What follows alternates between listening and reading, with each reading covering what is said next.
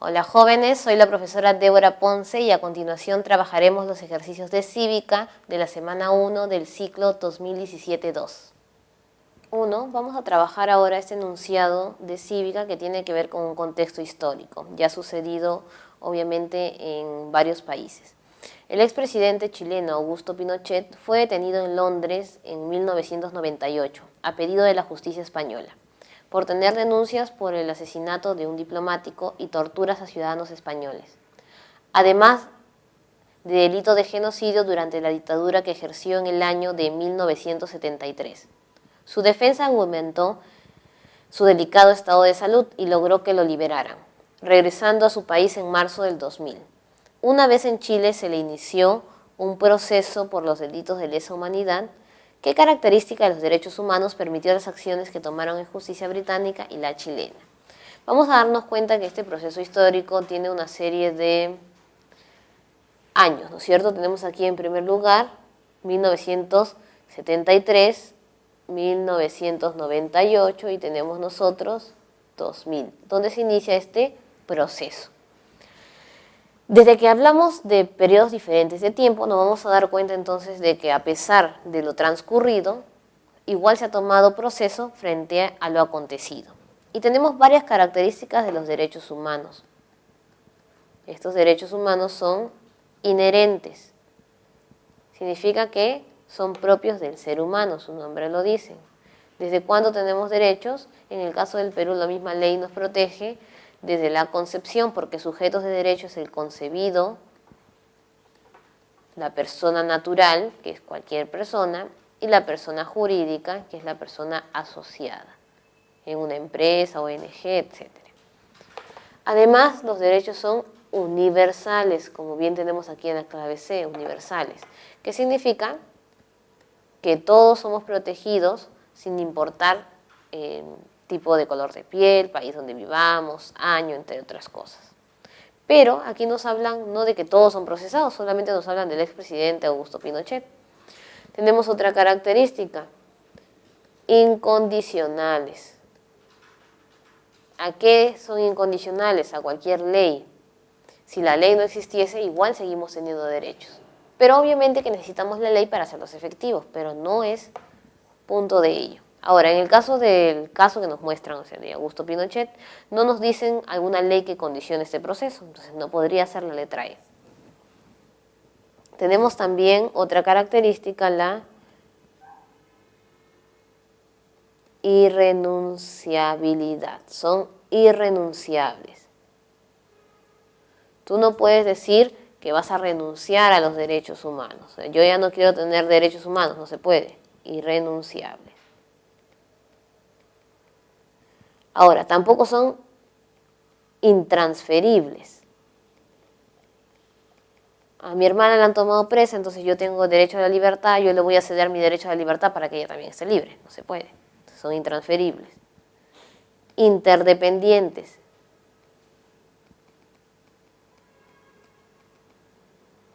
Se dan progresivamente. Yo quiero tener, por ejemplo, derecho a la alimentación. Antes del derecho a la alimentación tengo derecho a la vida, porque si primero muero no voy a tener ninguna alimentación. Después tengo derecho a la educación. ¿A quién no le ha pasado a veces que si no se alimenta bien no puede atender las clases? Todo es progresivo. Interdependencia, pero ahí no se muestra ninguna relación entre dos derechos. Y nos quedan dos, inviolabilidad. Nadie puede violentar los derechos, por lo tanto tampoco nadie te los puede quitar, inalienables, ni enajenables. Pero aquí en este caso, él ha violentado más bien los derechos de otras personas. ¿Qué es lo que sucede acá? Viene la imprescriptibilidad. Son imprescriptibles. Sin importar tiempo o lugar, se protege dicho derecho. Pasamos en tiempo, 98, 73, 2000, igual se procesó. Y además, si hablamos nosotros de lugares, tenemos aquí, primero fue Londres, lo denunció la justicia española y encima se procesó en Chile. Estás hablando de 3 lugares diferentes. No importa el lugar, no importa el tiempo, igual van a ser protegidos los derechos. Por lo tanto, sería la clave B. 2. Tenemos aquí un enunciado ya no relacionado con otros países, sino con el Perú. El Estado peruano, con la finalidad de promover y fomentar el bienestar, en especial de las niñas, niños y adolescentes, promulgó la Ley de la Promoción de la Alimentación Saludable. Dicha ley busca incentivar la educación física en las instituciones educativas y regular la publicidad de bebidas gaseosas, alimentos con alto contenido de azúcar y grasas saturadas, conocidas popularmente como comida chatarra. Del texto se infiere que la ley tiene como finalidad proteger un derecho de, y ahí nosotros vamos entonces a clasificar los derechos. Teníamos nosotros varias formas de clasificar los derechos, pero la más conocida es la parte histórica, de las generaciones. Hay entonces derechos de primera, segunda y tercera generación. Se le llama clasificación histórica porque están relacionados obviamente con un hecho. Los de primera generación se dan o surgen a partir de la Revolución Francesa. Los de segunda generación a causa de los conflictos sociales.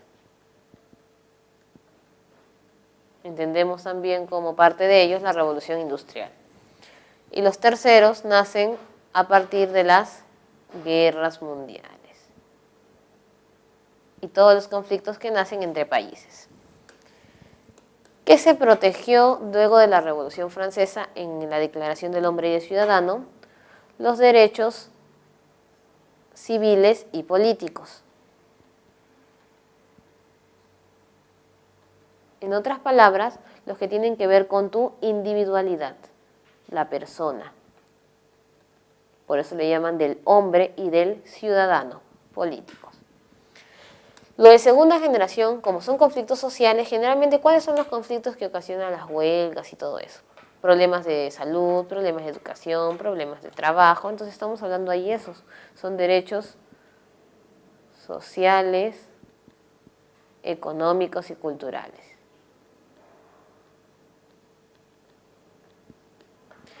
Nos vamos a dar cuenta que ya no es una individualidad, aquí protegen a un colectivo. No solamente una persona hace la huelga, la hacen todos. Y a veces no participan todos, pero ese colectivo que hizo la huelga lo gana para todas las personas que tienen dicha mención. Y la tercera generación tiene que ver después de la Guerra Mundial. La Guerra Mundial, ¿qué es lo que rompe? Rompe la paz, la unión de pueblos. Entonces, en vez de generar guerra, ¿qué se puede hacer? La libre determinación, el cuidado del medio ambiente. Tienen que ver entonces más que todo con lo que se relaciona con la paz y el ambiente sano. Igual aquí, nosotros no vivimos aislados en un país, es un colectivo. Por eso le llaman que los de primera generación son individuales, mientras que los de segunda y tercera generación son derechos colectivos. Y aquí nos mencionan de alimentación, tiene que ver con comida, educación física, plano de educación, todo lo que tiene que ver más que todo con servicios básicos. Y los servicios básicos están aquí porque no se ha transgredido, no se ha golpeado a ninguna persona, no se le ha prohibido postular, no ha habido una guerra. Entonces, de plano ya sabemos que no es primera generación, no es tercera generación y nos queda solidaridad e individualidad, no se habla de la participación de las libertades de alguna persona. Seguridad personal, a nadie se le ha detenido. Entonces tenemos como única respuesta la letra D, segunda generación. 3. Los derechos son aquellos que exigen del Estado la realización de determinadas acciones y prestaciones de servicios, con el fin de garantizar la cobertura de las necesidades básicas de la población para el desarrollo de una vida digna. Entonces aquí nosotros tenemos que obviamente relacionarlo con lo que ya más o menos habíamos visto. Habíamos hablado de primera, segunda, tercera generación y los habíamos clasificado por individuales y por colectivos. Habíamos dicho también que los individuales, ¿qué es lo que protegían? Derechos civiles y políticos. Los colectivos de segunda generación, derechos económicos, sociales y culturales. Y los de tercera son de paz solidaridad y cuidado del ambiente. Ahora, para resolver esta pregunta vamos a especificar un poco más. ¿Cuáles se involucran con derechos civiles y políticos? El cuidado de la integridad física,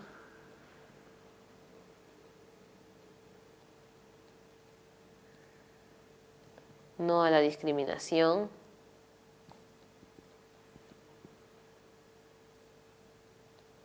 si dice políticos, el derecho a formar un partido político, el derecho a las elecciones, entre otros.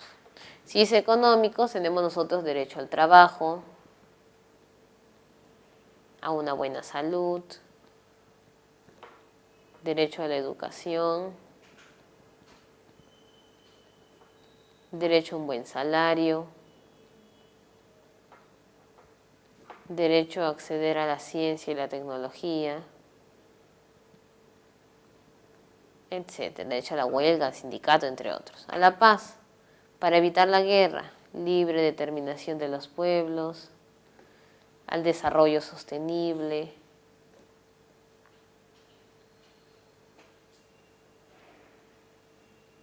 ya, tenemos ahí algunos ejemplos.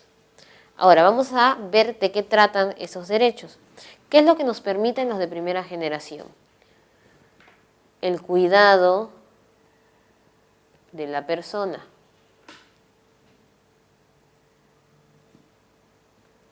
Y su expresión como ser político. Con esto de aquí, yo voy a estar con vida, entonces voy a proteger, obviamente, el derecho a la vida, porque si alguien me maltrata física o psicológicamente, puedo perder ese derecho a la vida.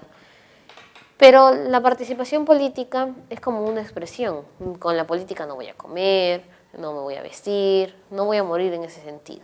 En cambio, con tener dinero, con ir al colegio, lo que voy a hacer es perfeccionarme. Entonces sería la perfección del ser humano, ya no el cuidado. Y esta perfección, ¿qué es lo que va a lograr de mí? Una vida digna, o como le llaman también, calidad de vida. Y el otro lo que va a lograr no es el cuidado de la persona, ni la perfección del ser humano, sino la protección de los países, la agrupación de la sociedad. ¿Y qué nos van a brindar? Tranquilidad. Porque cuando uno tiene o está en periodos de guerra, no se vive tranquilo. Entonces, ahora sí, vamos a analizar la pregunta. ¿Cuáles son los derechos que nos dan cobertura en necesidades básicas y vida digna? Entonces, nosotros buscamos primera generación, no son derechos de necesidades básicas, los de tercero tampoco, son los de segunda generación. Pero no tenemos esas claves. ¿Cuáles son las que nosotros tenemos? Sus subdivisiones, económicos, sociales y culturales. Libre determinación de los pueblos está en la tercera. Civiles y políticos está en la primera. Solidarios de los pueblos está en la tercera. Supranacionales está en la tercera. Entonces ahí tenemos como clave la letra A. 4. Tenemos aquí entonces el colocar verdadero y falso sobre los derechos humanos. Vamos casi en el mismo tema, así que no nos va a parecer muy complicado. Ahora, vamos a clasificar también estos de primera o segunda generación, que ya hemos venido hablando. La integridad física y moral es considerada derecho de primera generación, entonces recordamos nosotros, primera generación tiene que ver con el individuo, no el colectivo. Si es integridad física y moral, obviamente es a cada persona al que le pueden dar el daño, entonces sí está en primera generación. Y vamos a verlos también que se relacionan con derechos civiles y políticos. En este caso no es político, sino es algo civil, verdadero. Vamos con lo segundo. El beneficiarse de la ciencia y la tecnología es un derecho de primera generación, ciencia y tecnología. Entonces nos puede sonar a utilización de la persona, pero la ciencia y tecnología no la utiliza uno, la utilizan todos. Entonces estamos hablando de un colectivo. Ahora, puede ser tercera o segunda generación. Tercera generación tiene que ver con paz y evitar las guerras y los conflictos. La ciencia y la tecnología no es un conflicto, al contrario, va a unir países en esto de la globalización. Entonces sería de segunda generación. Y acá que nos dicen, es un derecho de primera generación, entonces sería falso. El no ser discriminado desde el punto de vista cultural es considerado como un derecho de segunda generación. Entonces ahí nos puede generar dificultad. Dicen, no ser discriminado, me discriminan a mí como persona. No te dicen en un colectivo, puede ser primera generación. Y nos dicen ahí, desde el punto de vista cultural. Ah, ¿y cultura dónde estaba? En segunda generación, porque decía derechos económicos, sociales y culturales. Pero aquí va el punto. ¿Hablan de la cultura o hablan de la discriminación? Sin importar si te discriminan cultural, racial, políticamente, igual es discriminación, por lo tanto es a la persona. Sería entonces un derecho de primera generación, entonces sería falso. Por ahí nos podemos confundir en función de las libertades, ¿no? Cuando nosotros hablamos de libertades también nos mencionan el no ser discriminado y en función de garantías constitucionales, que es el tema de la próxima clase, se protege de manera colectiva la discriminación, no de manera individual. Pero cuando hablamos de la separación histórica, la discriminación está dentro del plano de primera generación. Y tenemos, por último, la participación en organizaciones políticas corresponde a los derechos de primera generación. Su nombre lo dice, los de primera generación se llaman civiles y políticos, porque están relacionados con la participación en órganos de partidos políticos, en elecciones, en mecanismos de participación ciudadana, entre otros. Por lo tanto, esta clave es verdadera. Sería BFFB, lo que vendría a ser la alternativa B. Bueno, jóvenes, hemos dado por culminado el curso de Cívica. Nos vemos en la siguiente clase.